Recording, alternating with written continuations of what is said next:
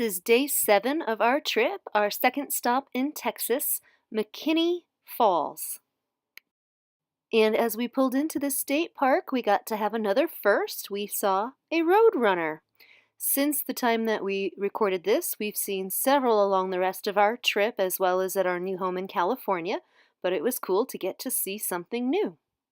This park had lots of RV camping, unlike the last park, which was tiny. This one was large, and it had these great little pull-through sites.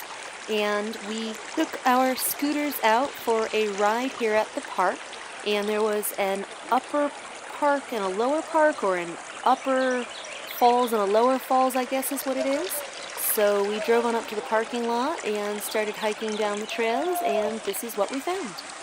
It was a weekend and it was very hot out, so it was pretty packed. I don't have anything to compare it to, but it was pretty packed, it seemed like.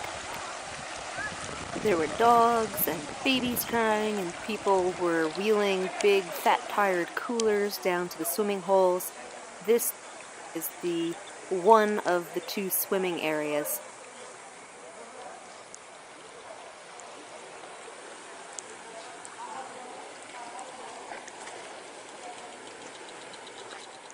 The rocks and the walking was really slippery, so you had to be very careful. I think Casey fell once, and I almost did several times, so you had to walk carefully.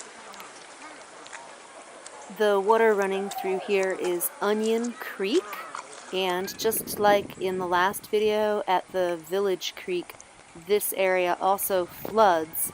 And just a couple of weeks after we were here and we safely arrived in California, this whole area also flooded too. I believe it had to be evacuated in some areas. So once again, we got really lucky with our weather and our travels that we didn't run into anything like that along route. All right, check out some birds. And we're making our way in just a moment over to the second swimming area. I am pretty sure that there was additional hiking in the park, but seeing that we only spent one day here, we didn't have time to do it all. And in the next pictures that we show here, you'll see the larger main swimming area. This area was much closer to the parking lot, so it was more populated. There were people that looked like they had been hanging out in here for hours, and people jumping off the sides of it into the water and diving, and dogs floating on rafts out in the middle of it, even though it clearly stated that there were no dogs allowed in the water.